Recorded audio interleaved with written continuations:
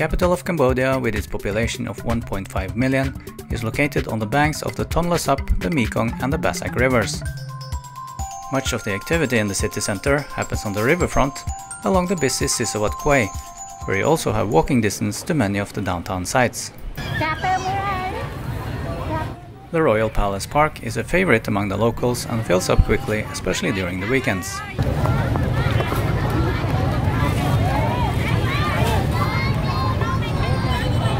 At night, the riverside is a nice place for walking, and the Pre Ang Dorn Kyu shrine attracts many Buddhist worshippers.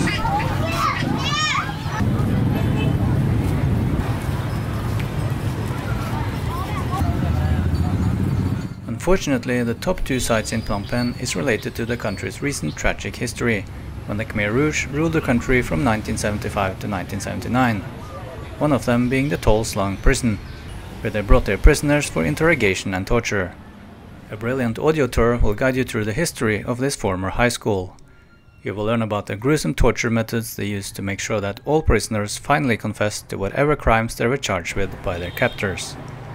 You will also see the tiny cells where the prisoners were held.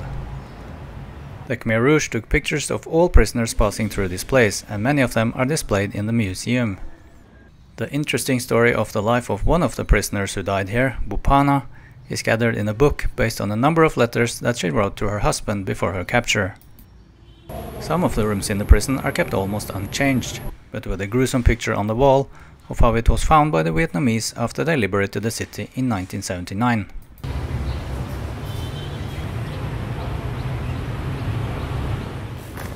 After being interrogated and tortured at the Tol Slung prison, many were taken to the killing fields at Chong Ek for execution. Almost 9,000 bodies were discovered here after the fall of the Khmer Rouge regime. There's an eerie silence at this memorial as the tourists wander around with their audio guides, taking in the horrors that took place here.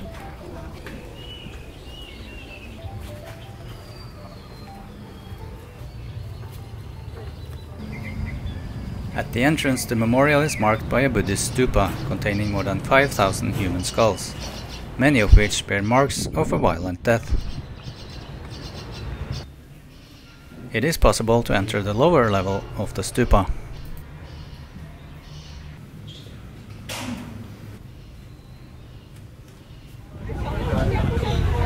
For a more pleasant visit, the Royal Palace is a beautiful group of buildings located near the waterfront, dominated on the northern side by the throne hall, which is used for coronations and official meetings.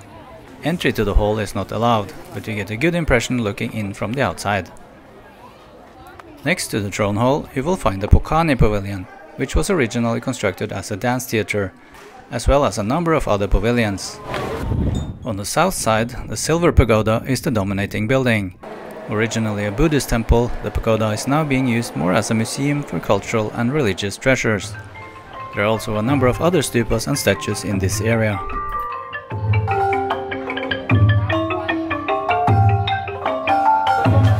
On your way out, there's a small museum exhibiting royal artifacts.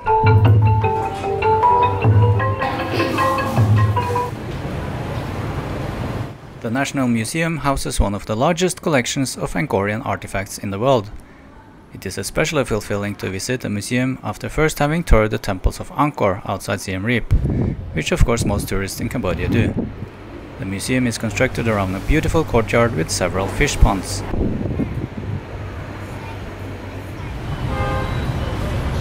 Wat Phnom is a Buddhist temple built on an artificial hill that's connected by legend to the origins of the city and the city's name in the 14th century.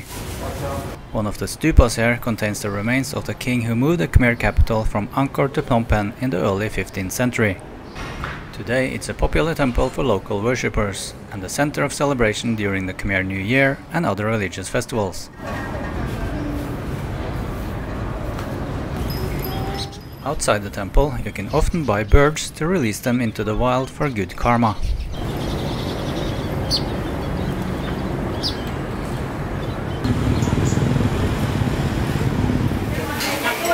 There are many markets in Phnom Penh.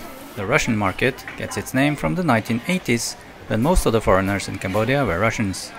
Unlike the central market, this place has no architectural interest, but it has a large and varied selection of souvenirs and silks, as well as many things not for the average tourist. It also has a large food market offering fresh products.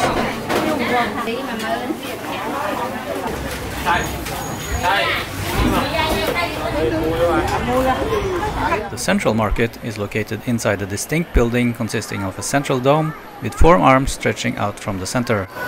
The market has a large selection of gems and jewelry in the midsection, while the outer parts offer other products like clothes, souvenirs and handicrafts.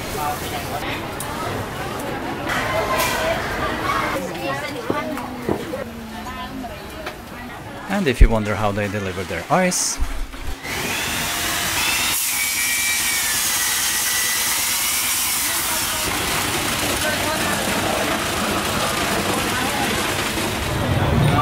the Phnom Penh night market is open on weekend nights and is mostly oriented towards the locals with its selection of clothes, shoes and jewelry.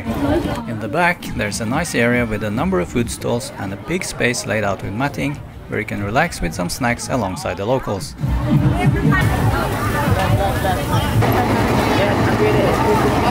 There's also a stage where they present local artists.